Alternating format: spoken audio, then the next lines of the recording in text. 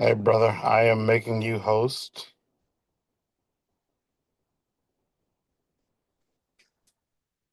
and then I'm going to head back into my conference. I just wanted to make sure I was here to let everybody in. I'm going to make you host, and oh, I can't hear you. I don't know why, but Oh, I, oh, I can hear you now. Okay, excellent. yeah, I was just being quiet and listening attentively as well.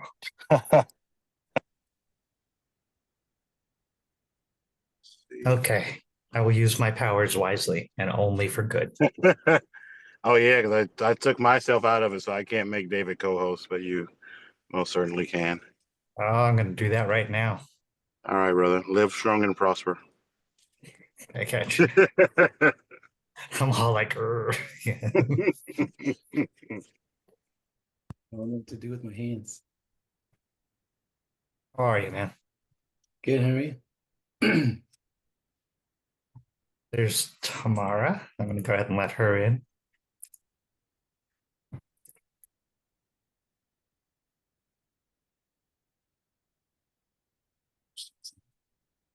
Welcome, welcome, Cody. Greetings. How are y'all today? Good, good. You? I can't complain, won't complain. Good to see y'all. Oh, sure you can. You're with friends. Go on if you have to. No, y'all not gonna listen anyways. What's up? Well, I could try to help, but I'm not probably not that kind of doctor. Yes, yes. What are you saying? I need a psychiatrist or something? Well, uh, if the lawyer is the kind of doctor you need, then I'm very sorry for you. Almost any other kind of doctor would be a better kind to need.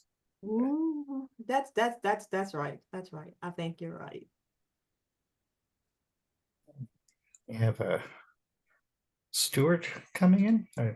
We just okay, gonna bring everyone in.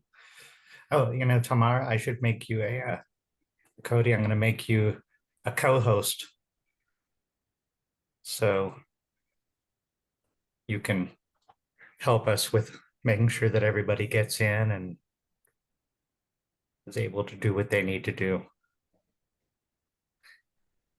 And so David and I have somebody to help share the blame in case anything goes wrong.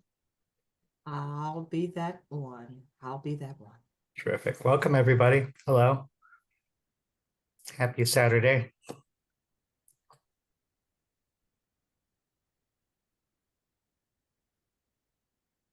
Welcome, everybody.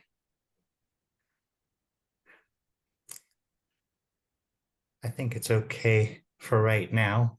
If y'all want to open up your mics and just be able to say hello to one another.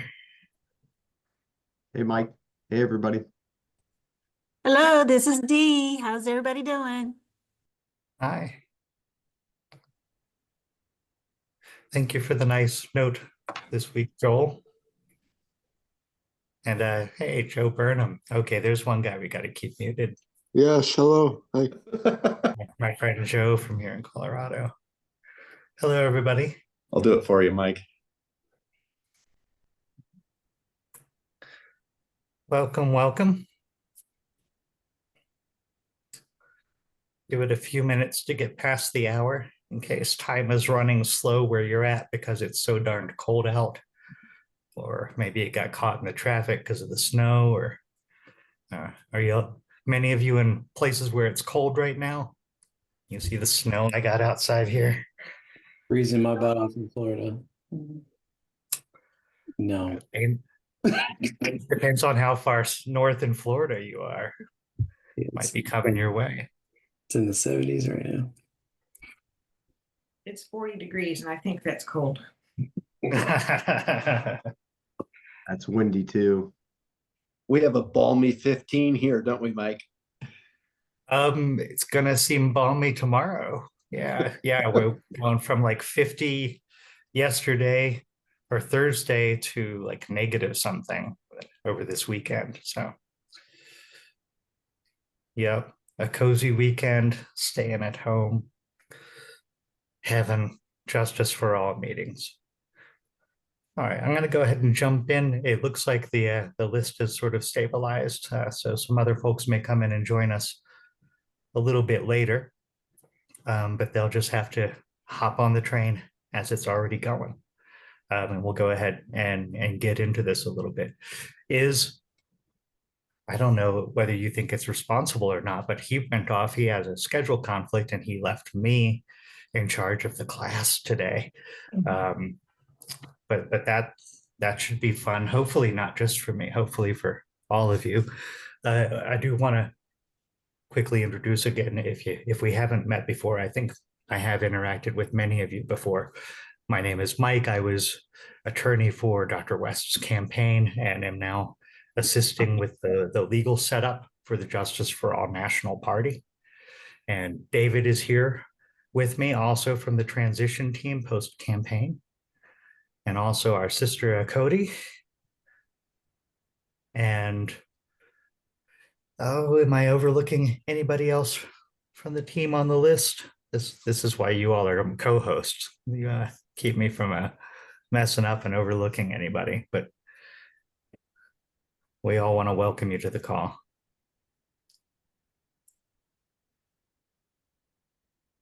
I know, Cody, I sent a note before.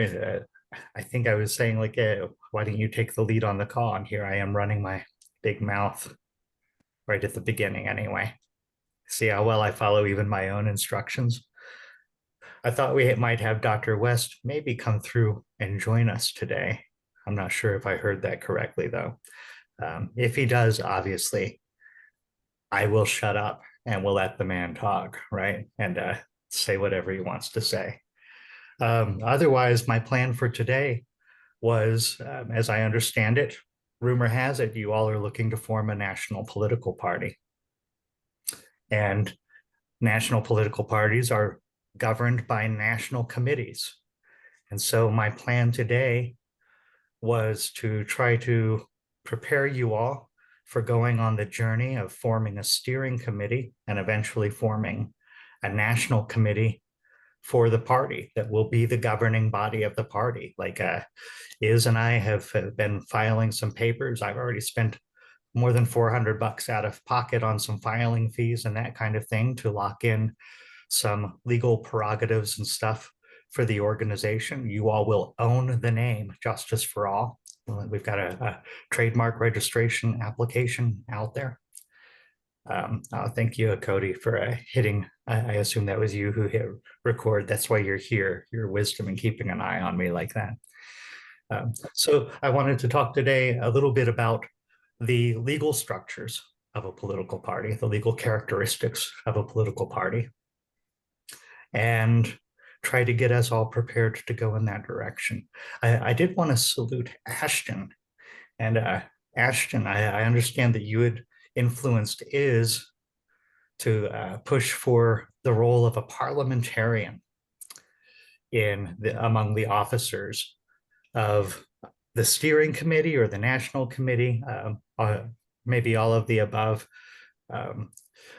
So I was curious, Ashton, are you a certified parliamentarian or something along those lines, or just a Robert's Rules groupie, or what's the story?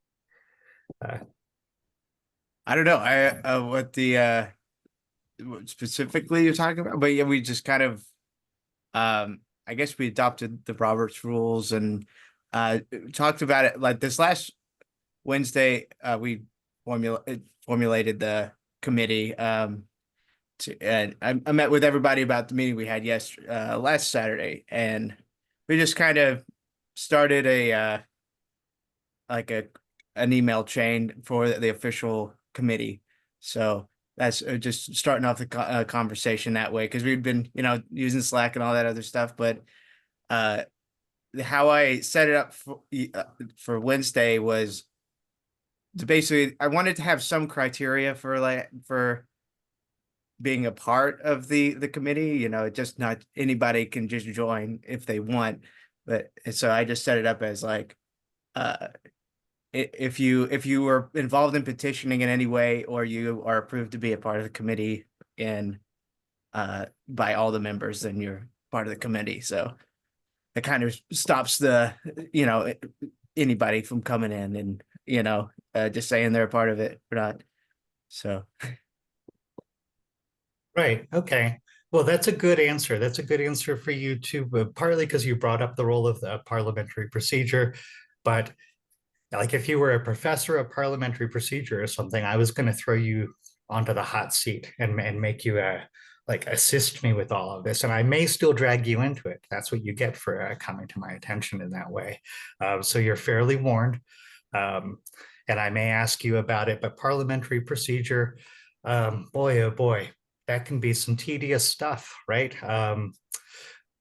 And fortunately, like through the steering committee process, it should be pretty non-adversarial. So we should probably be able to get along with just sort of the rudiments of parliamentary procedure. The basic rules are just two, right? Which is we talk about one thing at a time. So we make one decision at a time. And we have a process where everybody has a chance to be heard.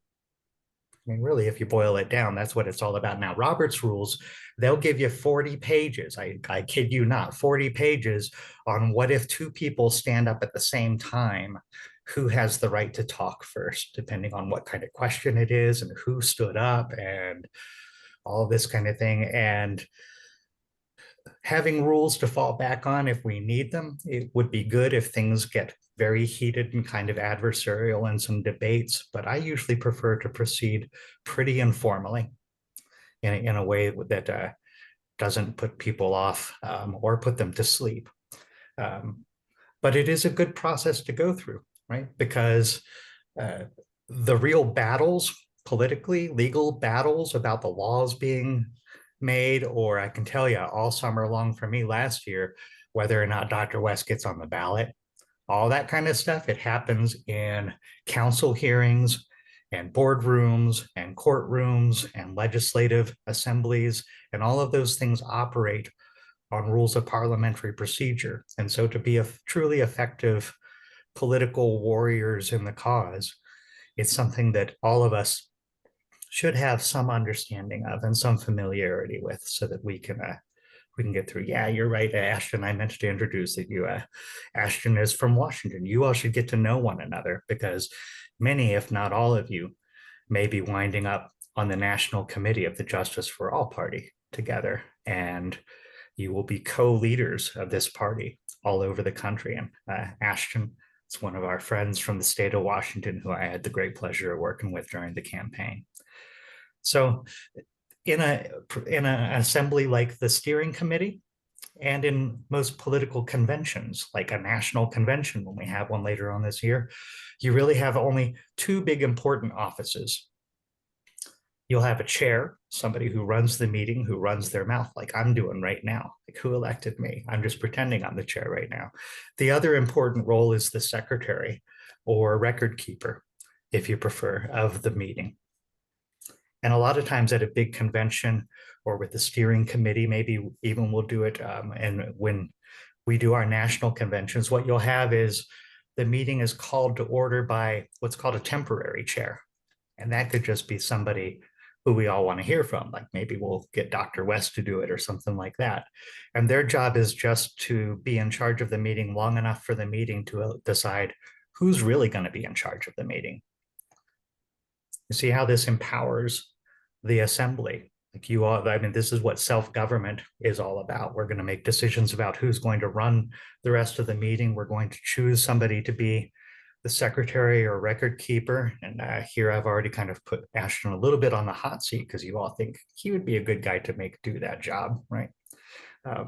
And that record keeper role, Ashton, is where you might have a parliamentarian. It would be a good spot for the parliamentarian to be the secretary and record keeper because they're one of the officers of a convention.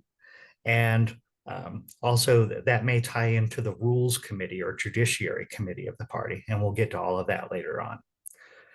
So we'll get into some parliamentary procedure. And yeah, those are your two officers for a convention, typically your chair and your secretary. There are committees and things like that we'll get to as well.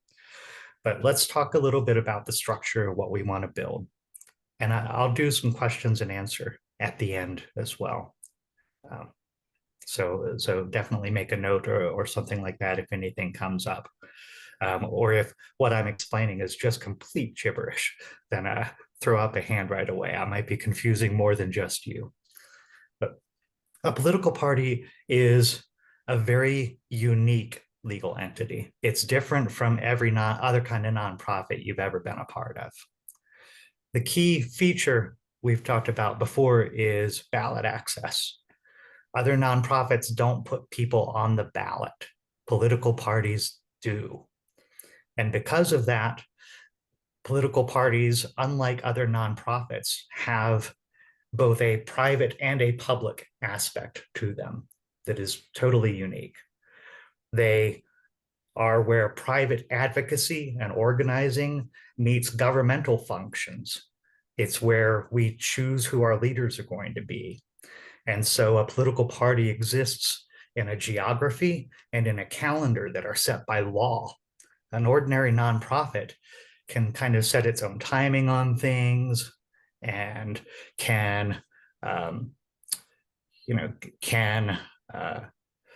decide to group together a bunch of states all together and put one person in charge of them, that sort of thing. But political parties elect people who are running in districts that are set by law. And the elections and the nominations and the ballot access and all of that stuff is often spelled out in a calendar that all the parties are compelled to abide by. So I hate to break it to you. I mean, back in law school, a big function of law school was to beat the creativity out of us one way or another, sticks or whatever it took. And when it comes to structuring a political party, because it's got that public-facing aspect, there really is not as much room for creativity in the basic outline of the structures. We can certainly get creative when it comes to how we allocate authority and keep our leaders accountable and so forth. But it's not one of these areas. I had a friend once in a political organization, and he got entrusted with coming up with the new organizational chart.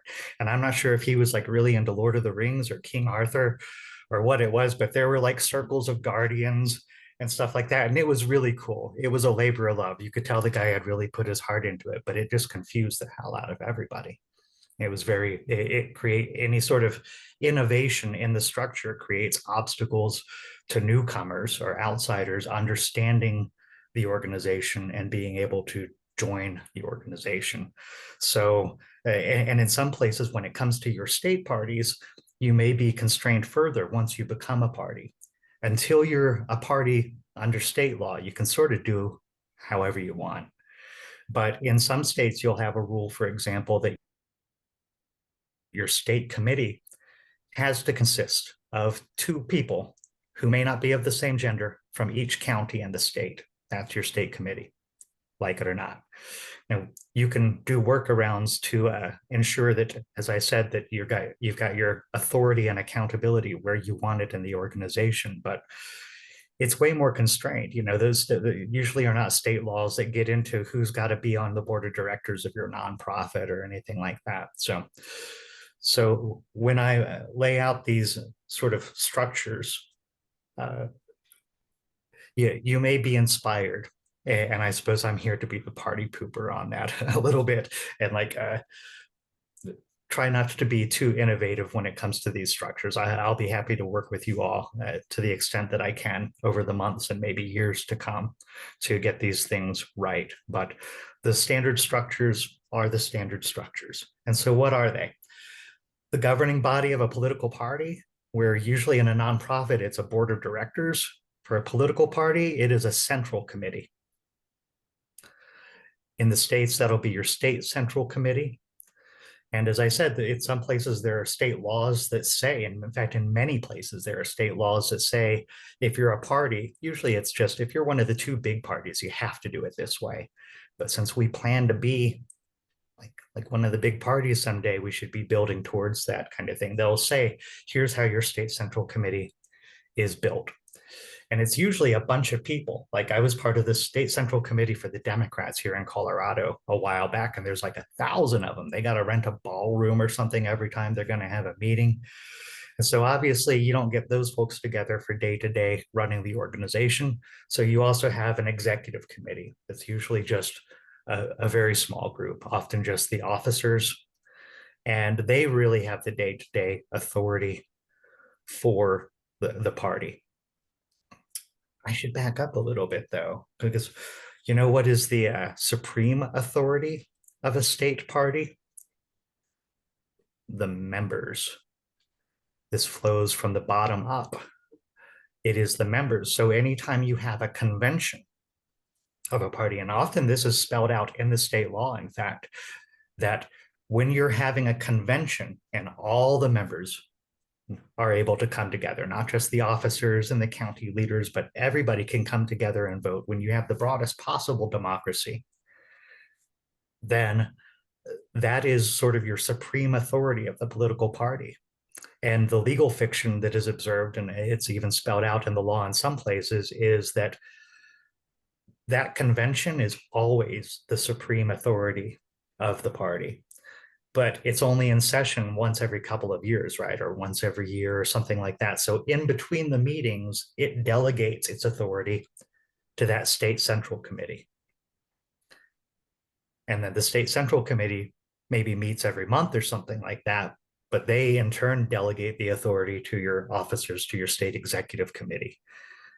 And they really run the day-to-day structure. So that's your basic structure of a state political party. For a national political party, which we're aiming to build, we're really talking about trying to assemble as many state parties as we can. And then you all agreeing together on how you're going to have all of those state groups represented at one big national table. And then that national table is kind of your national central committee. That'll be our national committee. And you all who wind up serving on the national committee are going to select officers, just like, you know, the DNC folks right now who are feuding over which of the various people they're going to support to be the next DNC chair. If you are on the JFA-NC, then you will be the ones selecting the chair and other officers of the Justice for All Party nationally. But the National Committee is really a representative assembly of all these state bodies. So our focus, organizing focus legally going forward into this first election cycle, it's got to be all about building up the state parties and helping you all hopefully to get qualified with the FEC as state party committees. I'll bore you with the details of that in time. But so that's why I started though with the state central committee and sort of your structure with the states. And now in many states, you'll have requirements that to form your state committee, you have the same kind of process that goes on. In like Vermont and Texas and a few other places, your first step to forming a party is form county parties. And once you've got enough county parties, they send representatives to a state committee. And now you've got a state committee that can pursue state party status. So it's all from the ground up, which is, I think, refreshing. I mean, this should be really collective democracy. And it's the time, I think, to put out the word to your friends and other supporters of Dr. West, other supporters of this movement, where you live and anybody you reach on social media and so forth, that now is the time to join these conversations and to get involved in setting up the state parties. Now is the time to have your voice heard. So executive committee, central committee, and then there are standing committees typically within a political party.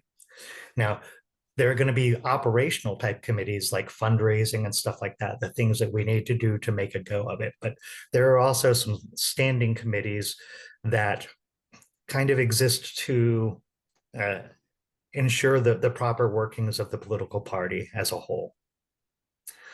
The three big ones that usually exist at every level are a rules committee, sometimes called a judiciary committee or something like that, a credentials committee, and a platform committee. The rules committee is where I'm going to make a guy like Ashton go spend his time.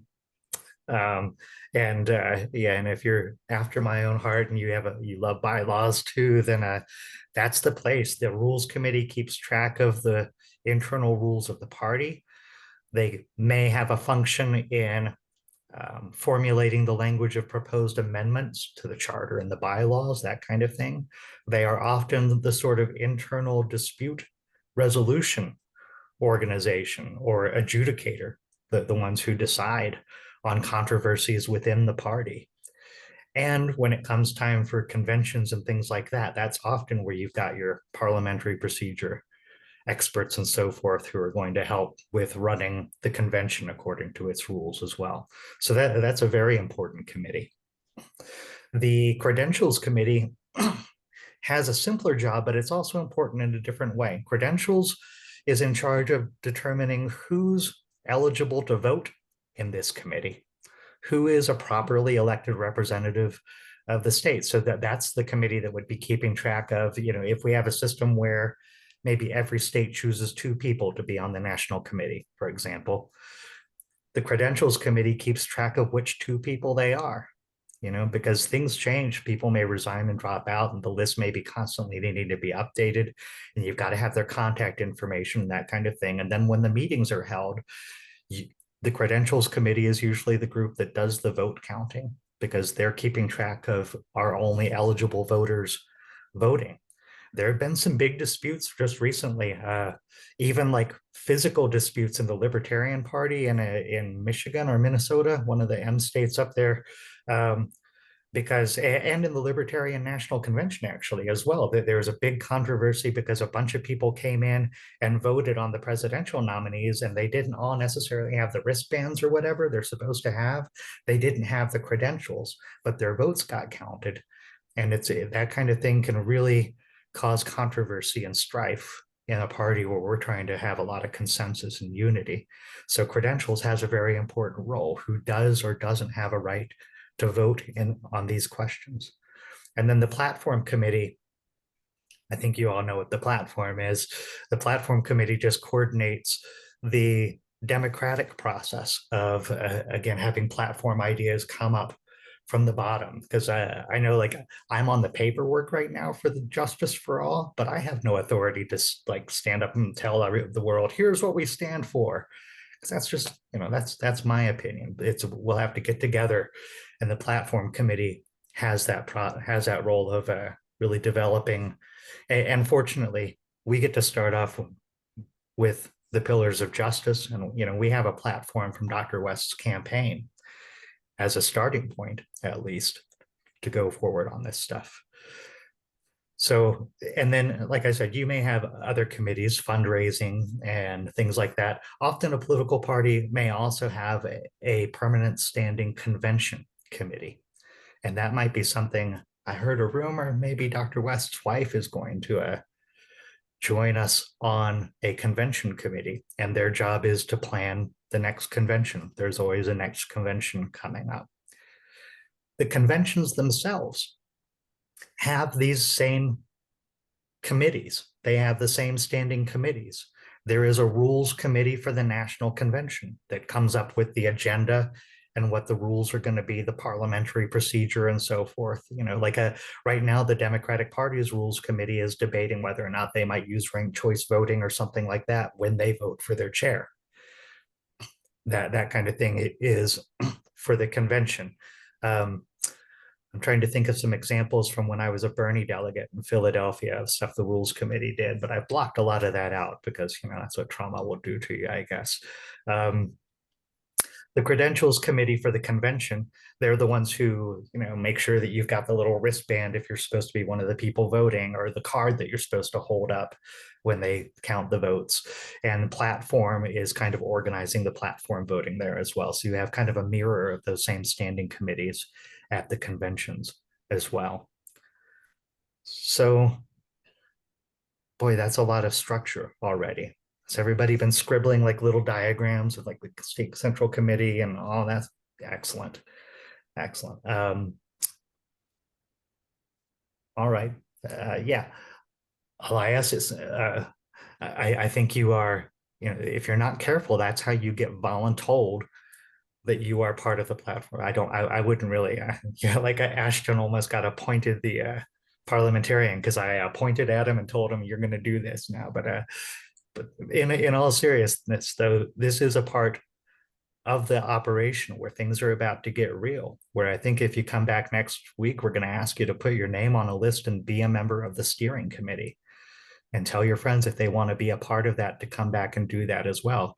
And then I think what I hope we're going to do is have you all choose your own chair to lead the meetings. Yeah, I'll be around to help, of course. And then work through the process of making some decisions about what that first national committee is going to look like and how it's going to work. And you all are going to vote. And your decision is going to be how it's going to be. So it is a position of responsibility and opportunity. It's exciting as well to be the founding committee and part of the steering committee that even helped frame and decide on the initial shape of the party. That's got to be an exciting thing. So I hit you with a lot of structure. I think I touched on everything I need to, and the idea was I was just going to fire hose you with information for a few minutes, and then let's let the discussion begin. Are there questions, or did I manage to confuse you or lose you?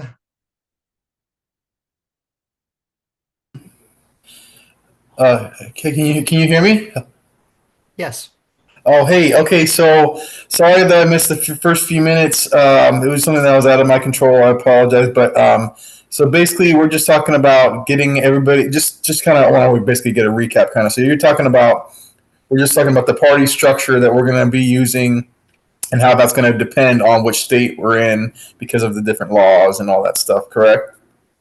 Yep. And actually, that's a very good prompt. You know, if I were good at public speaking, I would have encapsulated my remarks at the end anyway. But yeah, so I started out by just describing a little bit of how a political party is a different, unique creature. It's not like ordinary nonprofits. It works in a political geography of districts and states, and it works in a political calendar that are set by law.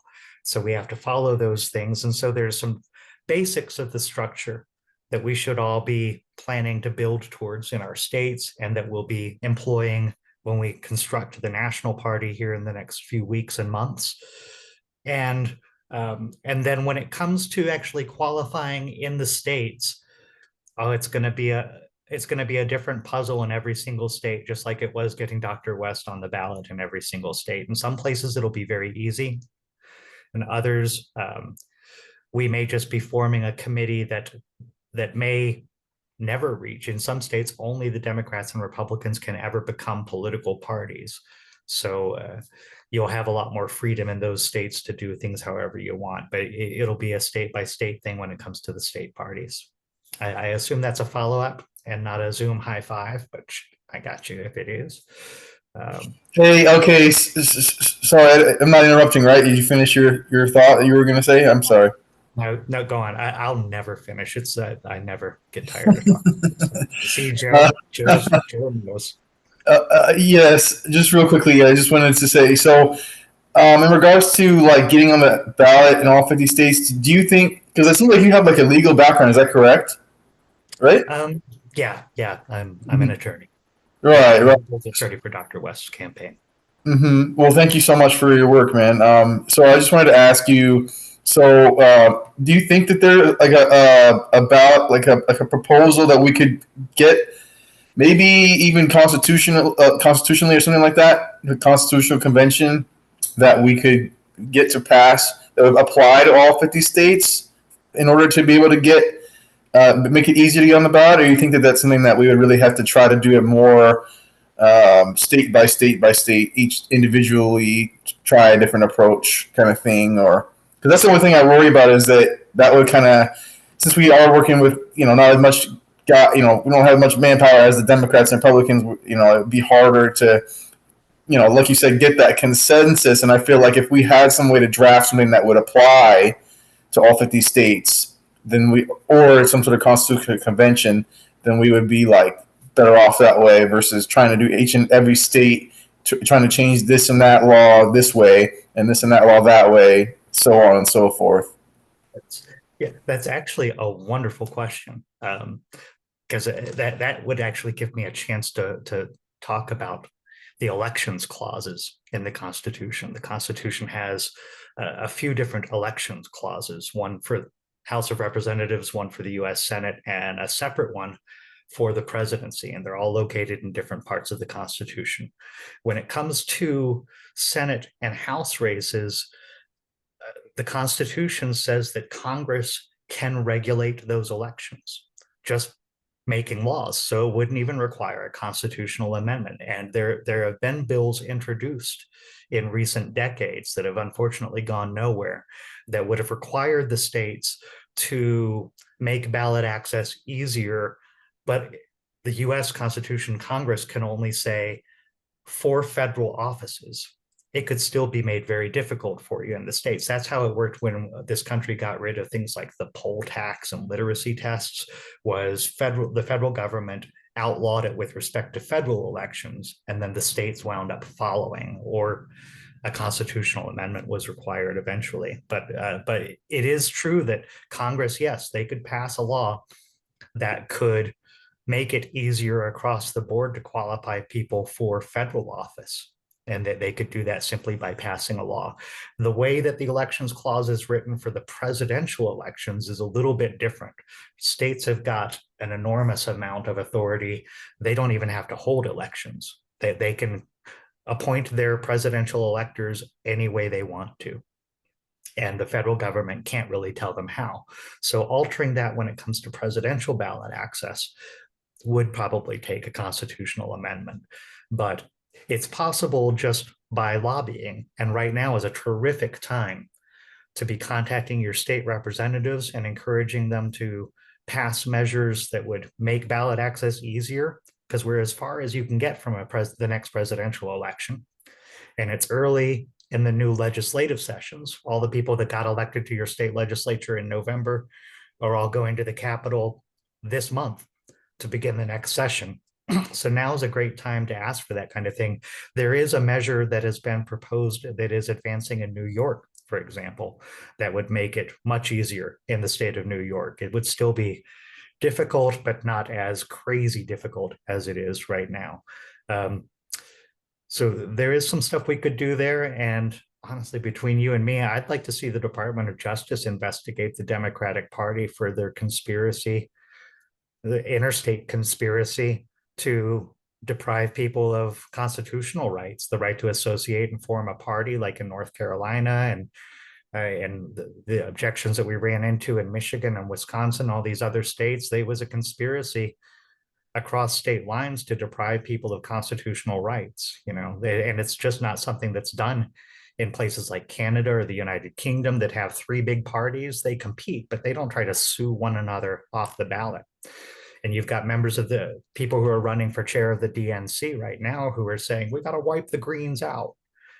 Like, how about running your own party, right? So there are all kinds of, we could maybe hit them with litigation. You can ask your state legislatures to make it easier as well. But when it comes to forming a political party, in some states, it is very easy. And in some states like Washington, we've already got some progress underway. And for that matter, and something else I want you all to think about carefully, because so far we have not yet invited to this conversation the folks who are leaders of minor parties that endorsed Dr. West. In a couple of states, we've heard from the leaders of those parties that they want to join. They want to be part of this. So that's terrific. They're already going to come with us. We may have to do some paperwork to get them up and running again, but it's not going to be like a big petition drive or anything like that. So we also have to think about how we're going to reach out to and include some of those parties. And, maybe they don't want to join our party. Like here in Colorado, there's the Unity Party that endorsed Dr. West. I don't know if that means they want to be part of, like, we may have just been dating politically. I'm not sure it was a marriage kind of thing, if you get my meaning. I'm not sure we're going to change names and they're going to be Justice for All. But even if we do separate parties, doesn't mean we have to become enemies. We can still be in coalition together and agree to not run people against one another directly and support one another's candidates. There's all kinds of room for cooperation. And potentially, I saw a question also about PSL. And if you've got a friendly group of Greens around, I've heard there are some out there, then all the solidarity that we can build, the better, while building our own party. I'm sorry, I was trying to keep up with other questions that I saw going by. Yes, in answer to your question, Elias, yes, we can. It could be made easier. In some states, getting up and running as a state party, it actually is pretty easy. Which I think is more damning if you're one of the states where it's difficult. Like, why do you have to make it so hard if across the state line, all they have to do is form a committee and sign a paper? Then why does it have to be 100,000 signatures here?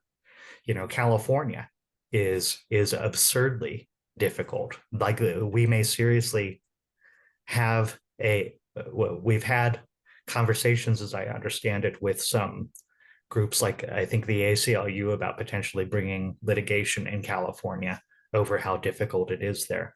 But part of the beauty that we'll have of forming a national committee is you all will be able to, for one thing, you can include, like in California, if they make it difficult for you to qualify under state law as a political party, we can still have our state committee and you all can include them in the national committee. And they can still be full participants. And then they'll have the support of all these other states and the national party and everybody behind them. All of these states that are going to have a tough hill to climb to get to party status, they won't be doing it alone. They'll be doing it as part of something much bigger.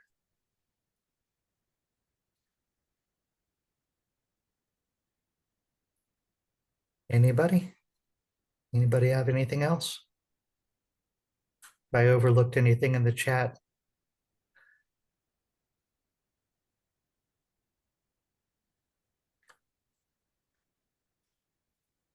I see emoji. I don't see anybody else, so I'm going to go ahead and call on you. Forgive me if I'm overlooking anybody. Hi, thank you. Hello. Welcome. I am in Boulder, Colorado, and right up the road. Yeah, we were supposed to have at the bandshell an event to march and to do something radical, quote unquote, organized by the chapter of the essentially the social democratic chapter, the Democratic Socialists of America. And I couldn't go because I'm too old and it's too cold. I don't know whether some young people got to the bandshell in Boulder at 11 a.m. this morning. But I said in the chat that I suggested to Dr. West, Brother Cornell, in June of 2023, that we need to have a social democratic party. I suggested the Care for All party. And the Social Democratic Party, as there are a lot of social democratic parties in Europe, as you know, there is what's missing as a second party in this country. We have the party of money, but we need a second party. And I suggested Care for All party, but what I mean is that we need social democracy or social democratic political party, but concurrently, we need to organize the civil society so that peace, justice, environment, human rights, other tribes, currently fragmented tribes of civil society would begin to collaborate systemically, so that I call that finally chambers of compassion, in contrast with chambers of commerce. I like that. Thank you. I recognize the minutiae, the legal minutiae of getting some kind of a party structure going in this country, but my suggestion is humbly, let's focus on creating an effective as opposed to the Greens Party or the, the Libertarian little party and all these that the system, the one party system that we have that has two faces, that establishment Democrat and Republican, that the system is using little parties, including the Unity Party of Colorado, to which I joined in order to vote for Dr. West. We are being used as fig leaf of a multi-party democracy. And so I would be more than happy to, I have experienced the revolution in Iran, 1979 revolution, and I've been part of the Standing Rock uprising, the Occupy Wall Street movement, and we need a movement of movements. And so we need to organize the civil society toward the 3.5% that Erica Chenoweth suggested. And then that once our 3.5% is already existing, except it is extremely fragmented. Yes. So we need to Yeah. organize, and Yes. organize effectively our compassion so that it can then take a political form in the form of a social democracy party. I'd be more Yes. than happy to help in any way I can. Well, So well, thank you. yeah, you're not going to get away talking like that. We're not going to let you get away. I think you make two really interesting points. You touch on two interesting points. One is that not only is there room for like mutual aid committees and that sort of thing within this party that would set it apart from other groups. I know I did some corporate papers for No, the I'm sorry if I'm jumping in the middle of your sentence with no shoes. That's how we say it in Persian when you interrupt somebody. It's not a question of a mutual aid function within a party or under an umbrella of a party. It's important not to rush to organize politically before your civil society is effectively organized. And this was my point at the conclusion of my sentence. I was going to point out the importance that a political party never stands on its own. It's always got support from other groups. Some people are working in 501c3 organizations or 501c4 organizations. It may be a religious organization, and all of those kinds of other entities. They're all part of the armada, part of the fleet of a political party. When you think about it, all of those other entities are necessary. So, but on its own, a political party, if it doesn't have those kinds of accompanying organizations and causes around it, then it won't have a core. It won't have anything to keep it going. So I think you're right, very right about that. And in terms of the two-party, sort of one-party, two-party system we've got, it wasn't so pronounced here in Colorado, but in many places around the country. And I think the total numbers nationally were something like nearly half of the state legislative seats nationally were only contested by one of the major parties. There are parts of the country that are just already a one-party state, where either the Democrats or the Republicans are just not competitive at all. And it may be in those spaces where a party like this can stand up and be an effective opposition. The game theory folks, the math folks who do game theory will say sometimes about a two-party system that it's not so much, the system is not really held in place by the party that's at the top. It's the party that's in second, the monopoly of opposition, they call it. That if you're the best, most likely opposition to the people who are in charge, then everybody runs to that flag. And I think there are many districts around this country, places around this country, where one of the major parties has ceased to be an effective opposition, and a new party could become the holders of that sort of monopoly of opposition, and then we become the flag they come around. Like the Democrats caved their own Senate campaign in Nebraska last election, right? Because there was an independent running and they thought he had a better chance of beating the Republican. So they put down their own campaign and supported the independent. And that's that monopoly of opposition in effect, that if we have the stronger candidate in a red district, the Democrats, I think, will shut up and get behind us. And vice versa in blue districts, like where I live in Denver, and maybe where you're at in Boulder as well, very blue district, there's no real opposition from the Republican Party. So if we can provide opposition, I know plenty of people like us here in Colorado who are not happy, even though it's a very blue state. So I guess all our problems are solved. No. So I think there is a lot of room for us to compete precisely because of all the gerrymandering and gamification of the process that the two big parties have engaged in. I think they've left themselves vulnerable to a movement like this. I did go back also and see Catherine, your question about Pennsylvania. And hello, Catherine. We interacted a bit during the campaign, and I'm so pleased that you're with us still after all that they put you through there up in Pennsylvania. I don't have Pennsylvania's laws down right off, but this is the binder I had when I was general counsel for another organization that was aiming to build a national political party. So I've done this before. I've got Pennsylvania in here, along with every other state and territory in the country. It's a little bit out of date because the laws have changed. So updating this is one of my missions for the next few months. But my aim is to have this kind of information to be able to help each and every one of you with your state getting organized in whatever way it can.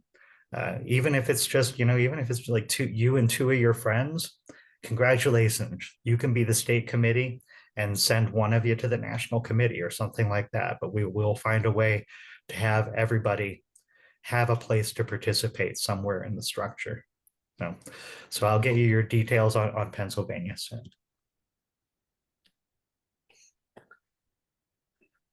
Mr. Parliamentarian.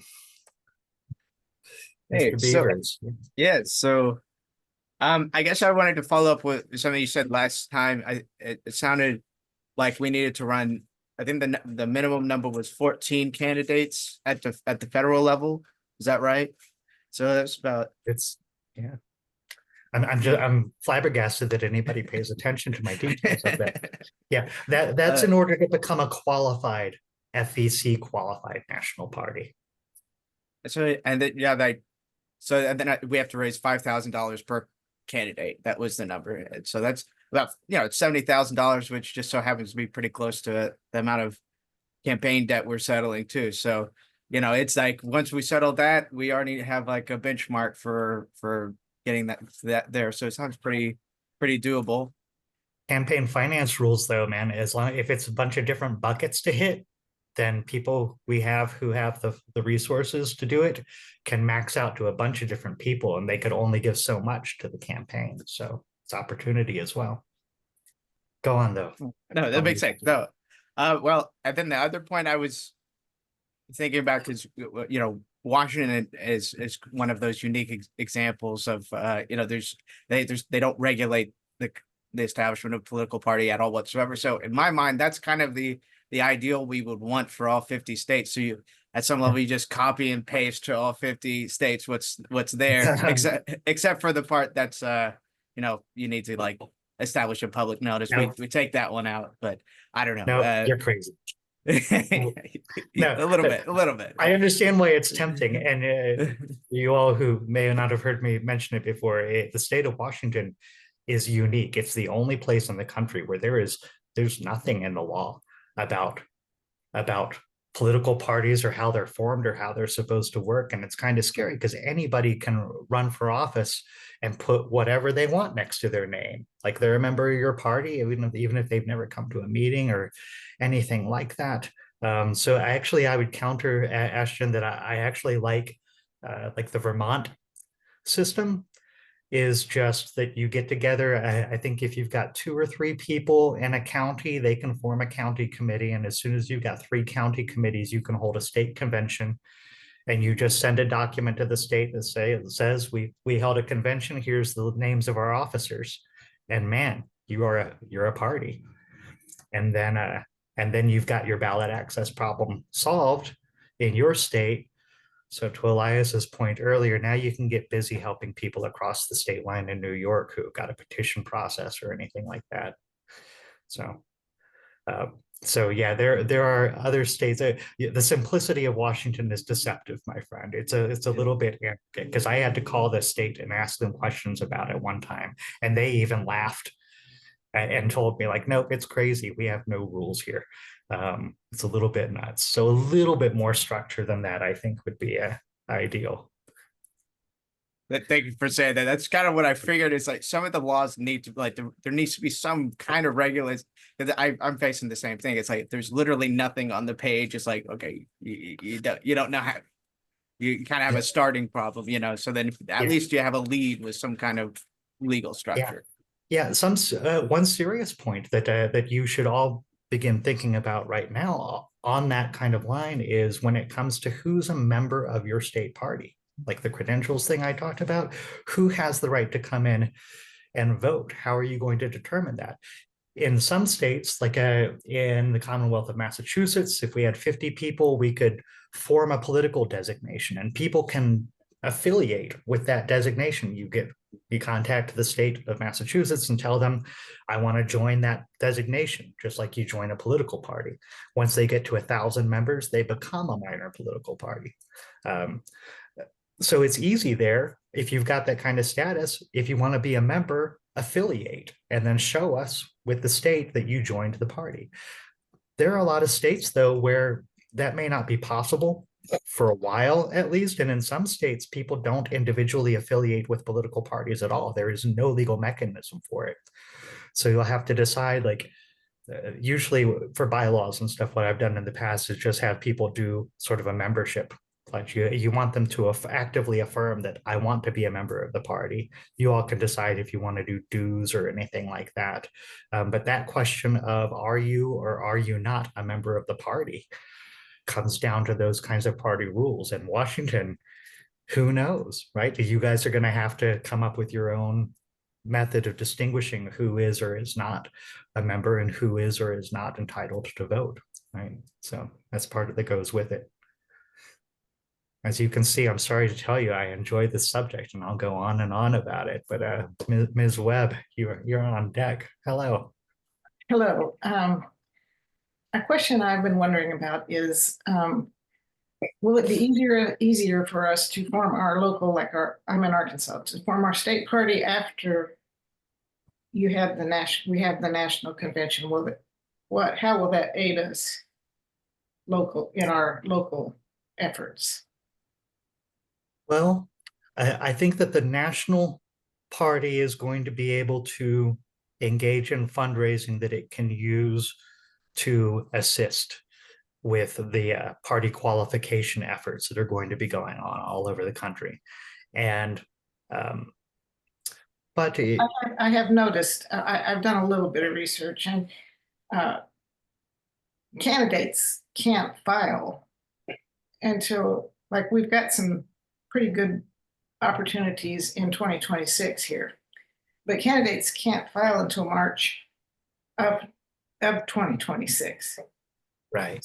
I'm just kind of at a loss as what to do between now and then, and does that make any sense to you? Yes. So thank you for clarifying. I want to make sure I'm answering the right question as well. So there may be a similar process. State of Maine. It's scary how much of this stuff I do remember. State of Maine, the process has to begin in December of an odd numbered year.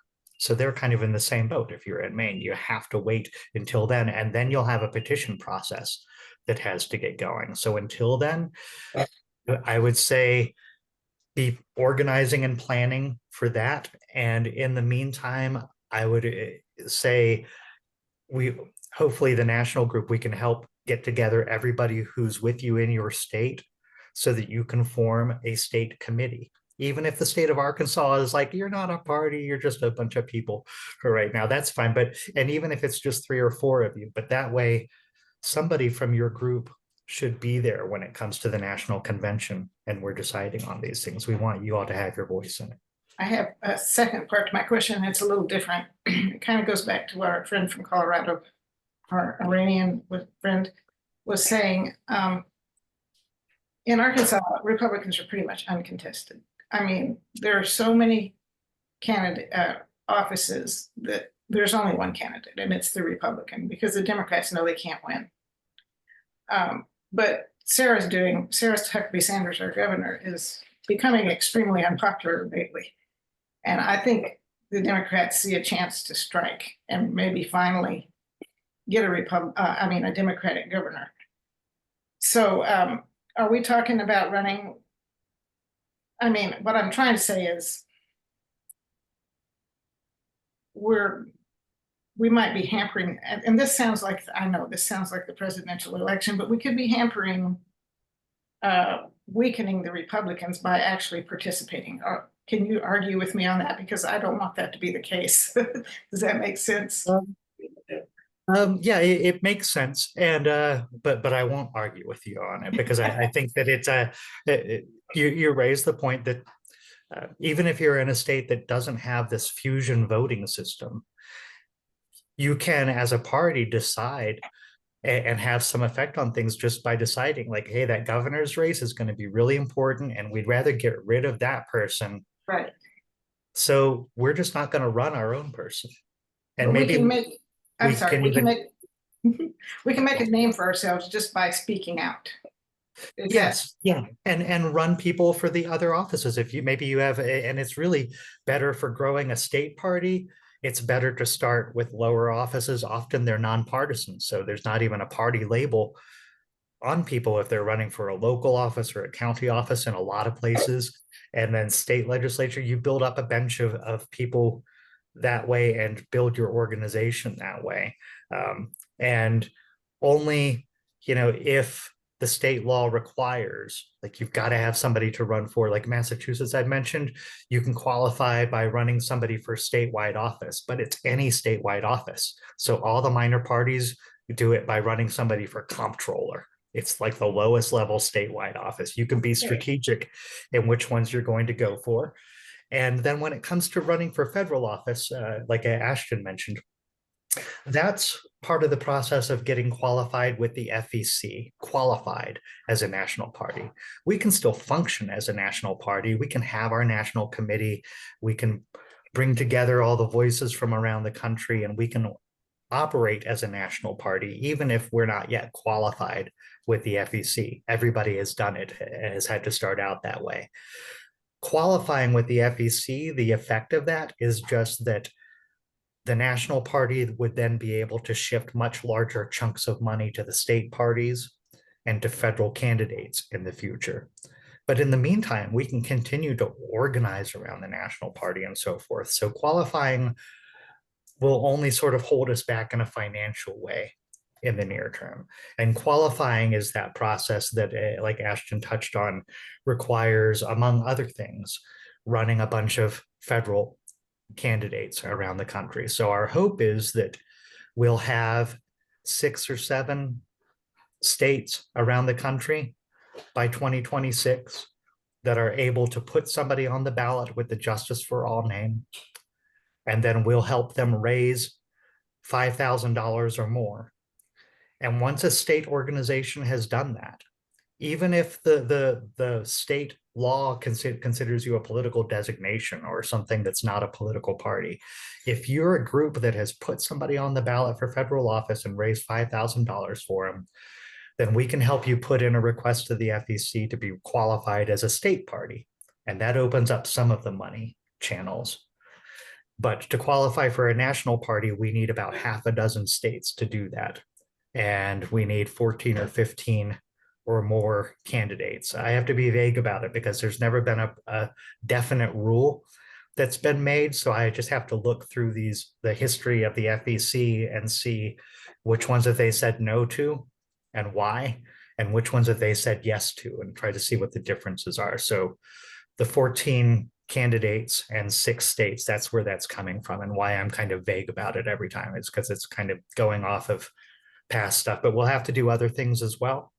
We have to have a national committee. We have to hold national conventions. We need the national party to be communicating on matters of national import. Like back in the 90s, the FEC was super impressed when this one group got a newsletter. It's because they didn't have the internet yet. It's way easy to do that now with the internet. We'll just have a web page and stuff like that. But so there's all these other parts of it, but those federal candidates are part of that qualifying process. If we could do that between now and the 2028 elections, it would be a miracle. I'll be straight with you. It would be faster than anybody else has ever done it, faster than Ross Perot did it. He spent millions and millions of dollars of his own money on it. But that is what we're hoping for. That is what we would love to get. But if we don't get there this cycle, if we don't get there in time for the 2028 cycle, we can continue to keep building along the way. So even if it's not instant progress to a state party for you there, every little bit of progress will be progress along the way. Like I keep telling I think it's a Confucius line that if anyone who plans to move a mountain begins by carrying an armful of rocks. So we're going to be taking small steps and they will accumulate over time and have a larger effect, I hope. And I also hope, Ashton, did I circle back enough and address that part of your FEC question as well? Yeah, I mean, you basically answered just the one last question was like, are we trying to do that for the midterms, or do we have time to, prepare for like the next presidential election, is like what the time constraint is basically. I think we would all love to have a better world as soon as possible, right? But possible is constrained by reality and by the fact that we do want to build this in a conscientious and careful way. So if we could do it in the next cycle, that's what I'm kind of aiming at right now, because it is possible, it is achievable, but it's not the end of the story. It's not the end of the world if we don't get there in this first cycle. If it takes us 4 or 6 years, something like that, that's actually pretty, that's as short as Perot's people were with all of their money, and other groups like the Green Party and other groups have taken more than a decade to get there. So it can be a long process, but it begins at the local level with the state parties. And actually what I think usually undermines those efforts that take a long time is a lack of sort of political core.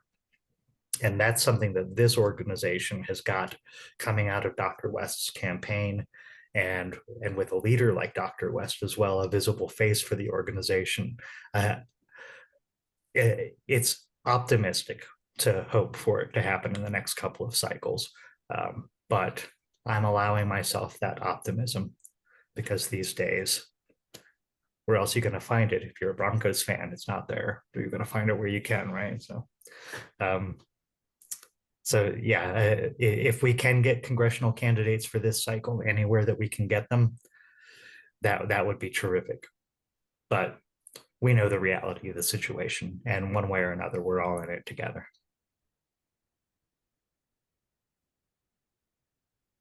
And Ms. Webb, I just did want to check and make sure that I had I responded to your questions. Had I? Yes, thank you. I have 100 of them, and I won't bug you with the rest of them. So. Well, I plan to be around. Okay, and, I love talking about this stuff. So okay.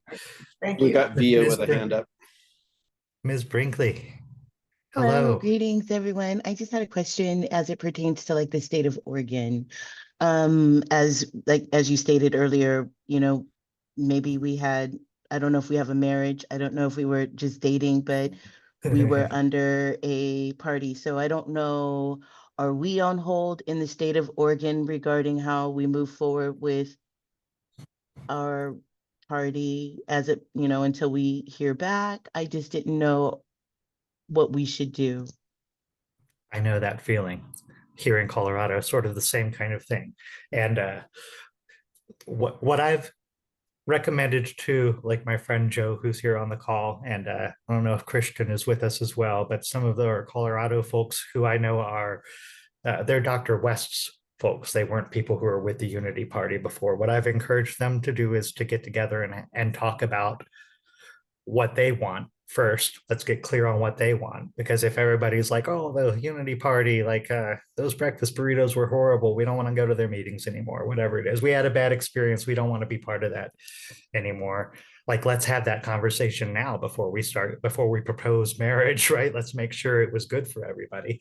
And then once we've got an idea from our Colorado Dr. West supporters, as best as we can get what their wishes are, then I think the plan was to, and I was just going to jump in personally and email the officers of the Unity Party and try to have a conversation about, like, what do you all want?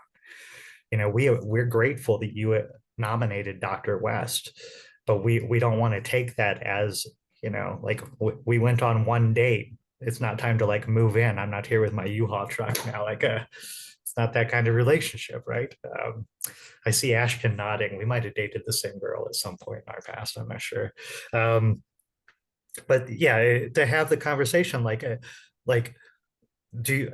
what do you all want? We don't want you to feel like it's a hostile takeover. We might have the numbers here in Colorado that if all the Dr. West supporters came in, we could maybe come in and vote them out and take over their party. But is that what Dr. West would want us to do? Is that really the way we ought to be? So I think my plan is just to get the people together and talk with everybody and try to hear what everybody wants and try to chart a path that's going to be mutually agreeable. If they want to go our way, like the guy in Florida was ready to change the name of his party like before election day. Like, hold up, you're going to mess things up for us. Like, they want to join for sure. Maybe like the Unity Party, they'll decide, we want to do our own thing. We're not looking to change our name. There's room, and it'll be up to you all. If you become the national committee, we could do affiliation agreements with parties that don't change their name. Not every state party of the Democratic Party is called the Democratic Party. It's like the Democratic Farmer and Labor something or other in Minnesota. I'm going to look that up so I don't have to keep guessing at what the DFL thing stands for. But the name does not have to be uniform across everything. So maybe we do an affiliation agreement and they'd like to join, but they don't want to change their name. They'll just advertise they're part of the Justice for All National Party, but they're the Unity Party here.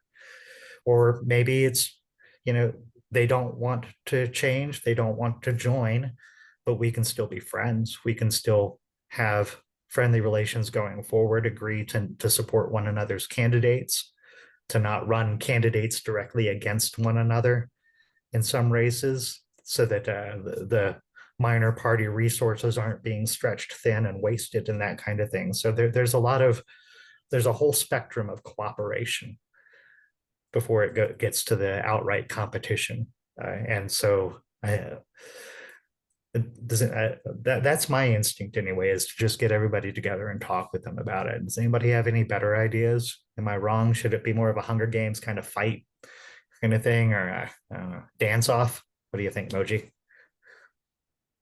I think you are fascinating. You have, so much, but you are, if I may say it gently, you are too much in the minutia.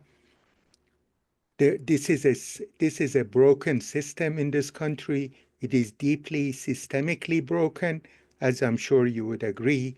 So it needs to have a systemic solution. And I believe that as I suggested in that link, please see what I pleaded with Dr. West in June of 2023 in that link that I sent. So please listen. Please listen. Right now, with this monster that is entering the White House on Monday, it's a golden opportunity for all kinds of people who know that Trump is a symptom to to really begin to build at the level of the civil society, organize at the bottom, grassroots, in order to build a movement of movements, so that then you can harvest the fruit in a political form, in the form of a social democracy party. Please listen. I'm hearing you, but I'm here on a specific mission asked by Dr. West to speak about the political party part of what we're trying to do about these matters. So I don't disagree with you about the larger picture of change that you're discussing. And by all means, I would hope that everybody is engaged in some way, at least in doing that as well. Building a political party is the specific intent of at least some of these folks.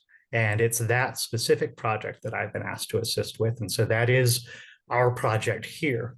And if that's not the direction that you're looking to go in your organizing, then just like these other parties, that doesn't mean that we're automatically then opponents or anything like that. I hope that we can be mutually beneficial. Okay, basically what I'm hearing is that we've decided our direction, either join us or hit the highway. So I'm going to do just that. The mission I was given was to come to Dr. West's supporters and share what I know about organizing a political party in order to assist with that project. And yeah, that does kind of mean that, you know, it's a pizza restaurant. If you were hoping for, you know, Chinese food, you're not in the right place. But if you are here for the pizza, if you are here to form a political party, that's what our aim is here.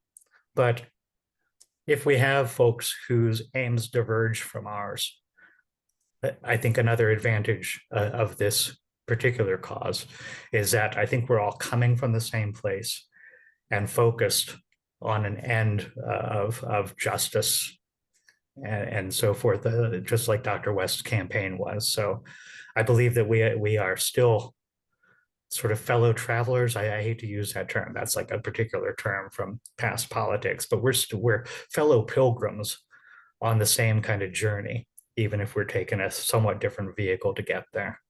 So I'm sorry, Moji was disappointed with that. And I'm equally sorry that Joe Burnham was enthused about the dance-off, because I am not what you'd call good at that if it comes to the dance-off. But back to Via's question, and I don't want to be too flippant about that. I think that's where I would start, is a conversation first with your folks there in the state who are with Dr. West, and see what everybody wants. If everybody had a good experience with the Aurora Party and wants to have the conversation, or maybe they would just rather go their own route. And it's not too difficult to do in Oregon if we want to do a minor party setup. I think it can be accomplished there.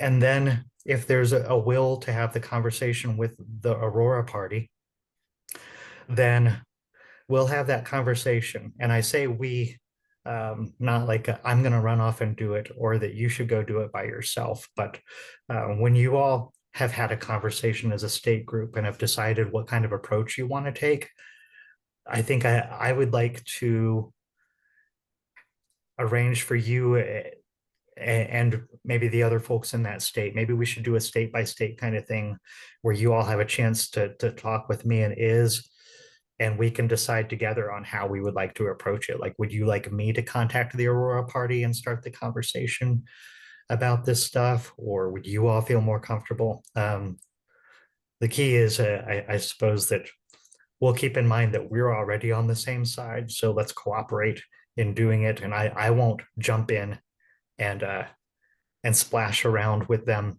until I've spoken to you all. And if you all would like us to assist or take the lead in those conversations, just let us know, and we'll find our way together. Because that's kind of what we're doing, is finding our way together, like we are here in Colorado as well. Do you know Joe Burnham, by the way? You should keep in touch with Joe, because I think we're going to be on a similar mission. I hope that's okay, Joe, if I volunteer you for for this kind of thing. But Joe and I have worked on projects like this before, and Joe is going to be deeply involved, I think, with the same kind of process we're going through here in Colorado. What do we do exactly? Are we starting something new, or how are we going to affiliate these groups? And what if a minor party says we do want to join, but we want 3 seats on the national committee or something like that? Like, we have to figure out what our responses are going to be. But let's keep in touch on it and keep talking, and find out what your folks there in the state want. And if let us know if you need help from our end to try to convene like a Zoom call from everybody in your state. I assume that that's something that is, and the genius of a Coty can put together for us if we can facilitate it in any way. Thank you for the clarity. Clarity. You're very gracious to call it clarity. That's very kind of you. Yeah, hang in there, and we'll keep working on it, and we'll sort it out. This is the time to have those conversations.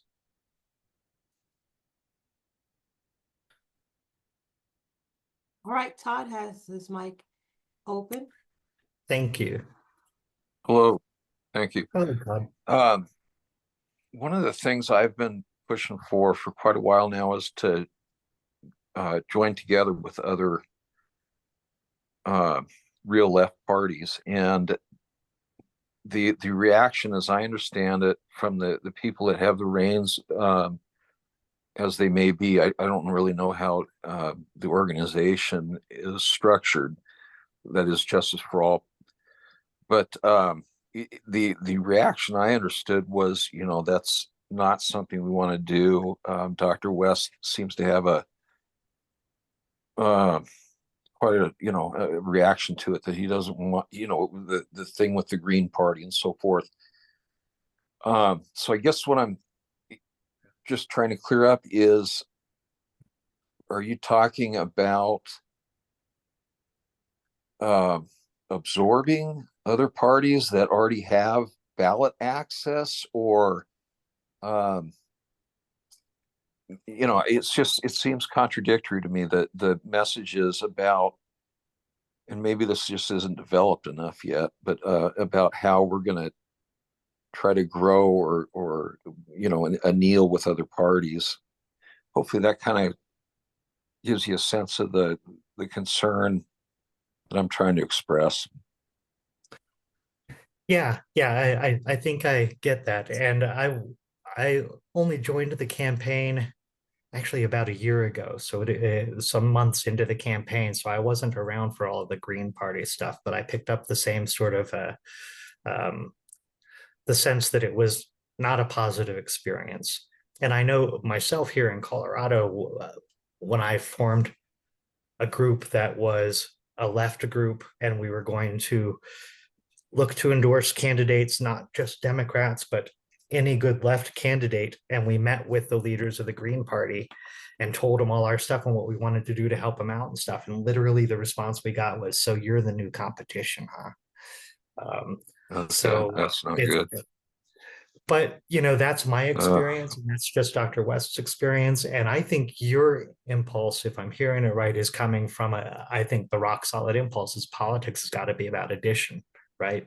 About getting more people together, and the left right now, I see the votes for Dr. West, I see the votes for Claudia de la Cruz and so forth. We've got a PSL group here in Colorado that's pretty big, but they've never tried to become a political party. And so this is going to be the essence of our politics as a party, as we come together, is deciding in each place how we want to navigate these things. And I would hope, and it sounds like you do as well, that we can build coalitions. It's not necessarily a merger, or certainly not an absorption or conquering any of these parties or anything like that. We do have a couple of minor parties that have said that we want to affiliate. And so we know that at least a couple of the parties that are already out there and in existence, they'll want to join and be a part of this. But parties that don't want to join, I would hope that we could still have friendly relationships with them. I think one of the biggest tragedies in my personal view of things, is how the left community is divided between those who are in the Democratic Party and those who are outside, and the way that they'll, the Democratic progressives will attack the Greens, and vice versa, and they let that party thing divide them. And Exactly. I personally hope that we can overcome that. And even if it's, like the Unity Party, if they don't want to come with us and we're going to do our own thing, we can still be cooperative with them. We have like an approval voting here in Colorado. I'm friendly with those guys, have been for years. We can still help each other, and I think build that kind of solidarity, like the cooperation between the De La Cruz campaign and our campaign right at the end of the election. I was really heartened by that personally, because you don't see the left often putting their stuff aside and joining together. If there was a way that we could get all the groups together, like if the Greens would say, hey, let's have a big conference and figure out how to bring all these groups together and put them all at the table, then I would certainly like to see us be a part of something like that. Jill Stein was very public about that. Let's have the meeting. But Dr. West didn't want to do it, as that's the way the sense I got. And I think that's a huge mistake. So I'm right on there with you, Mike, if I may call you by your first name. Yeah, sure. I'm glad you're of that sentiment, and hopefully, it really will be pushed. And I'm in California for what that's worth. But okay, well, great, thanks. That'll be the difference between a campaign and the party as well. The campaign had its position, but the party and the state parties may all take somewhat different positions, and far from weakening us in terms of negotiating. I think that would make it stronger. I can imagine a situation, for example, where I am an imaginative person. You'll have to bear with me, but I can imagine if we were in negotiation with the Greens, it would be great, obviously, to have people who were like, yeah, let's do a merger. Like, the more the better. We got to build that power together and stuff. But as far as negotiating, I can tell you, I would rather go into the negotiation being able to say, yeah, but Dr. West doesn't like you guys. These other states, they had bad experiences with you guys, so you're going to have to persuade me, because then we're going to get a better. Sure. Well, let's do it though. Let's have the convention, please. Yeah, let's have it, and everybody comes in with. We're not going to yell at each other, and let's see where the overall sentiment. I think it's just something that has to be. I would love to see it resolved, but it's not going to be done when everybody's, if people are in their corners. It doesn't make sense to me to do it that way. It seems very immature, and it's not a serious effort. I mean, it's one thing to educate and have the theoretical mapping of what we need to do, and that clearly Dr. West has, and that's why I'm here. But I don't see it on the ground. It just seems so daunting to me that because we haven't pulled together enough with everybody. Yeah, I think that when it comes to doing something like that, it will be better off for the group to be organized together.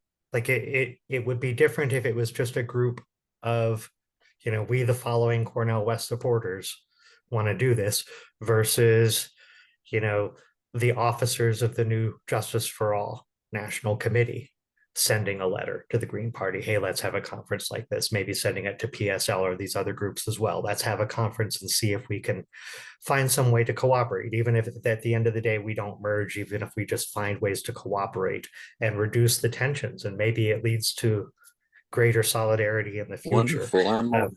Then yeah, I think that kind of thing. For that, count me in. Oh, well, you're not getting away now. We know you.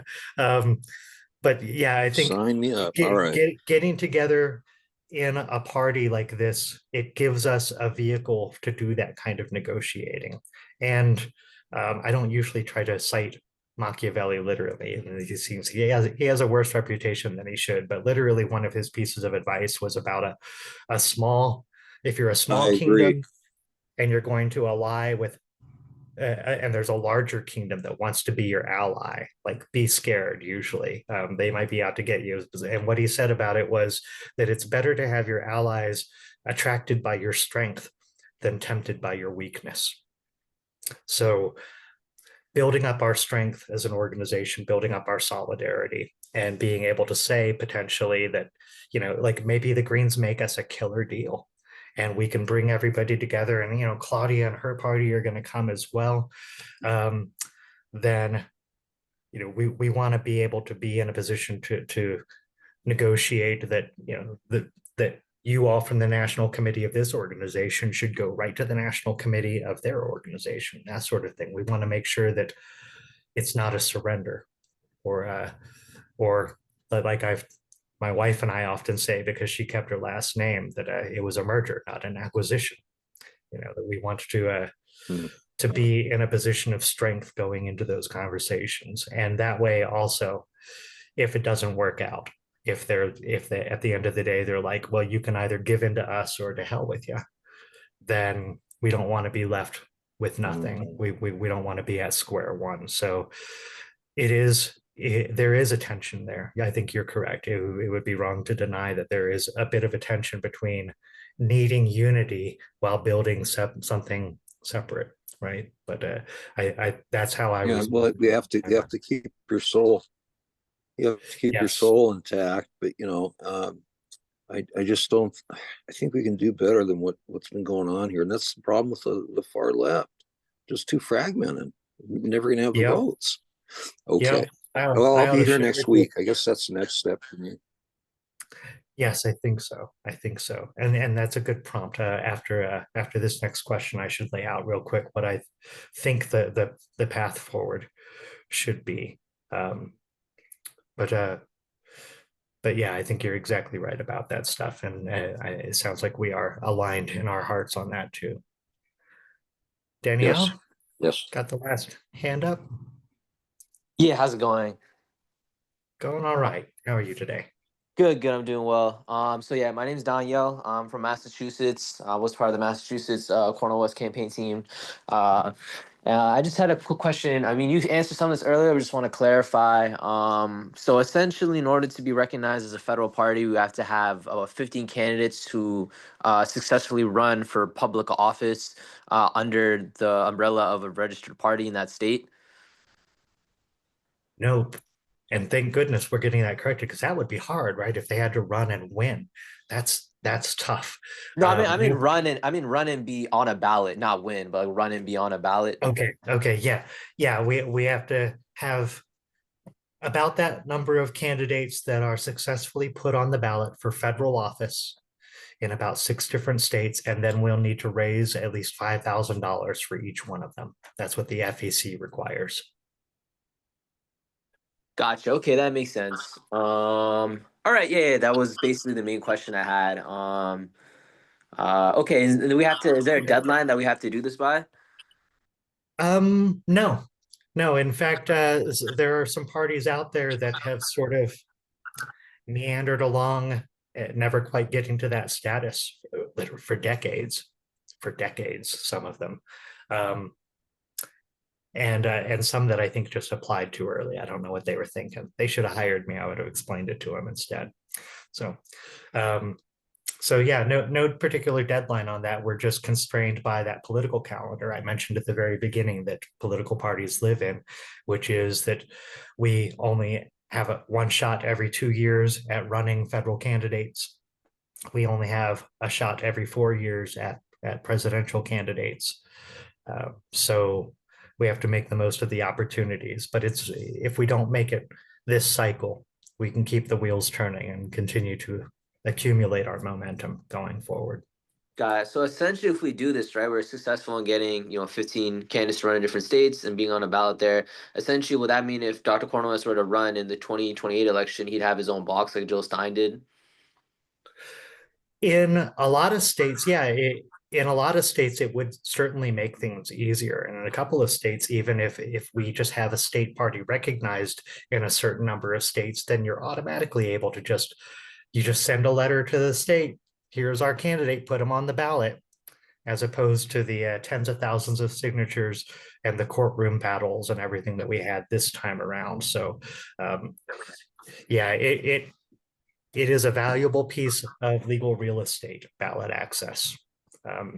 Not only will it help with a presidential candidate, but I think any good progressive in your state who wants to run for office in the future, if they've had it with the Democratic Party, or they know they're not going to make it through a primary because they've got a bunch of that organized money up against them or something like that, then JFA ballot line looks like a pretty good way to get to the general election and put it to the voters. So yeah, it could be very valuable. Got it. Yeah, and I'm actually from Massachusetts, so I saw you mention the thing about like in Massachusetts you can run for a pretty low level position, and take advantage of that, being getting enough funds to be on the ballot for that. Actually, it can be done even easier at Massachusetts. 50 people, 50 people can sign a paper and form a political designation. And at that point, people can begin to affiliate with it as though it's a political party. And then you just do voter drives. You get 1,000 people to sign up with the party, with the political designation, and you become a minor party. And then, yeah, you can just nominate people onto the ballot. There's no petition or anything required. So yeah, it's a very doable thing in Massachusetts. Got it. Okay, so yeah, basically 50 signatures to, I mean, I can't, I get what you said. I would just have to put in words again, but yeah, so 50 signatures to get the first part of it, and then I think you said about 5,000 for 50 voters who agree to join will get the thing started. And once you get 1,000 voters who join Justice for All, you'd be a minor party. Got it. Okay, cool. Definitely keep that in mind. Sure. So the path from steering committee to national committee, how do we do that? Let me hit that real quick before we move on. I probably should have done it earlier. The plan that I would propose to you all, that I've used before to organize this kind of thing, is that when we come back next time, people who want to be on the steering committee can become enrolled on the steering committee. And that's that credentials question, is who's going to have a right to vote on these things? Because we don't want somebody just showing up 5 weeks into this thing, wasn't part of the discussions, didn't hear your opinions on stuff, and just wants to throw down votes on stuff.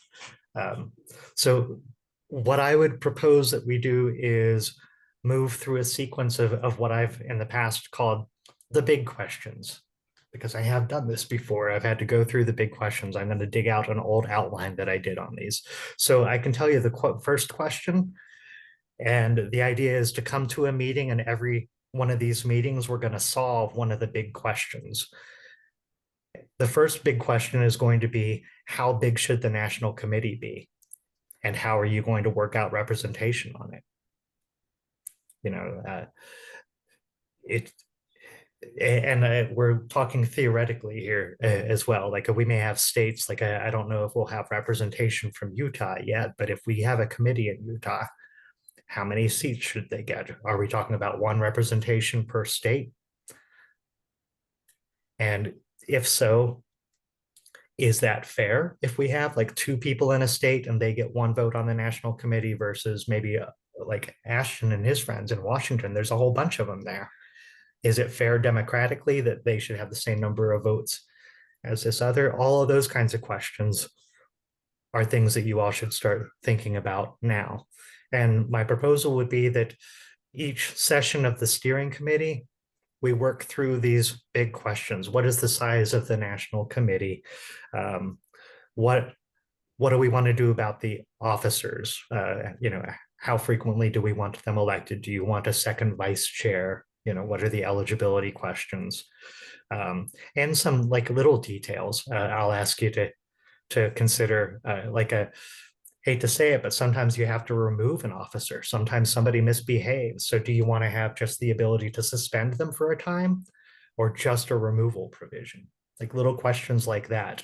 But the idea would be to move systematically through what would eventually be this national party's charter and bylaws, and have you all decide how you want it to work.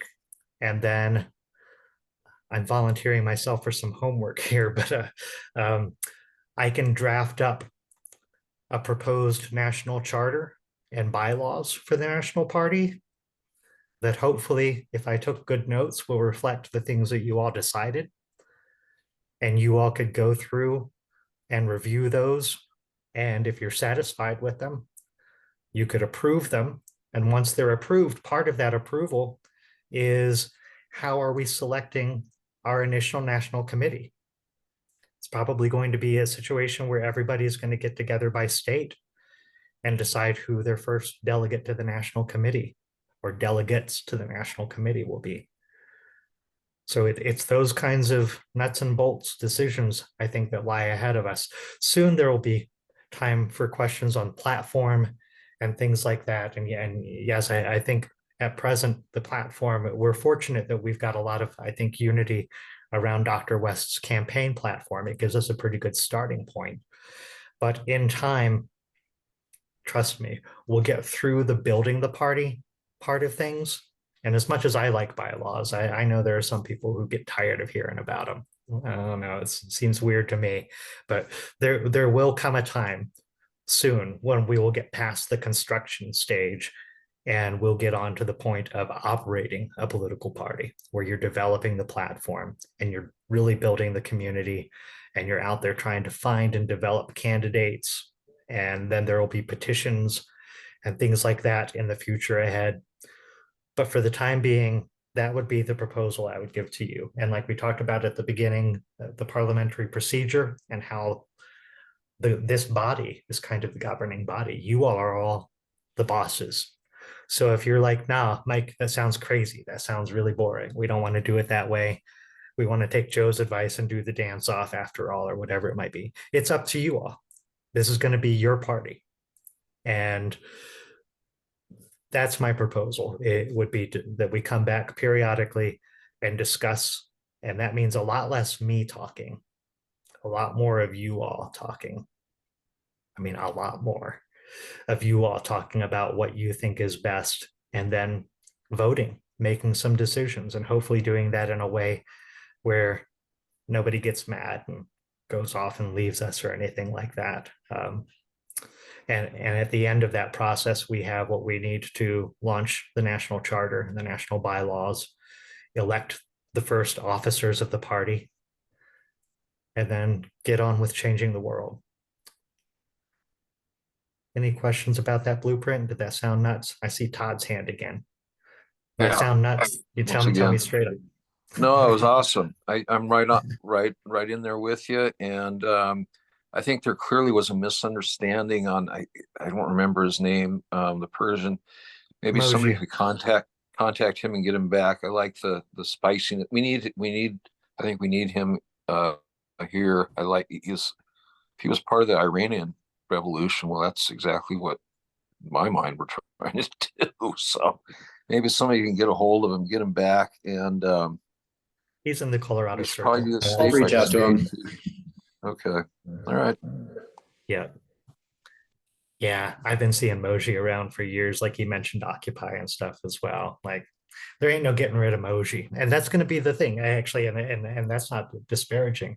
But even if he doesn't want to be involved in building a political party, I have no doubt that he's out there working in the cause of justice. And because we're headed the same direction, our paths are going to cross. And so let us be friends and fellow pilgrims, even if we're not riding in the same vehicle, So yeah, I'm with you. We won't let Moji get away, even if he wants to get away. He's a little prone to drama sometimes. I love it. But Okay. Thanks a lot. he's a good man. Yeah. So if that sounds like an okay plan, that's what I will tell Iz about. And I'll find out then whether he regrets leaving me in charge of one of these meetings, right? If I just totally went a direction he was not wanting to go, then I'm sure he will let me know that. I see Catherine's question about local and state committees before we form a national.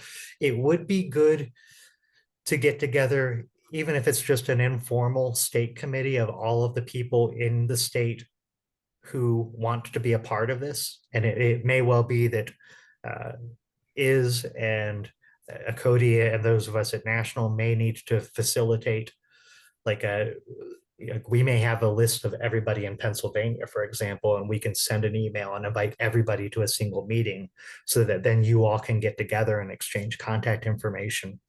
And we would call that, I think, a state committee at the beginning. You don't have to have a lot of formal rules or anything like that, but we want to make sure that every single person who wants to be a part of this movement has a group like that in their state that they can come to and participate in deciding who's going to come to the national table.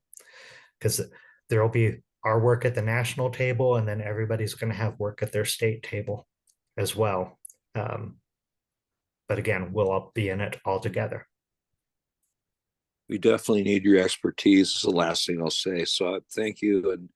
And as daunting, as horrible as it is to deal with all this minutia, which is what they're, clearly trying to put in our way, it needs to be done. So we need your expertise. Thanks a lot. I think that'll be the last thing I say. It's a pleasure. Well, that was such a nice thing. I'm tempted to end on that high note. Unless anybody has anything else, Cody, David, you all have anything? I did promise that I would make a picture as well to remind your friends and neighbors and loved ones to get some of that Cornell West merch and help us pay down the campaign debt and get that behind us so we can start raising money just for the national party here soon. And put out a call to your fellow supporters, whether they're in your state or wherever you may know them through social media or whatever, to let them know if they want to be part of these conversations.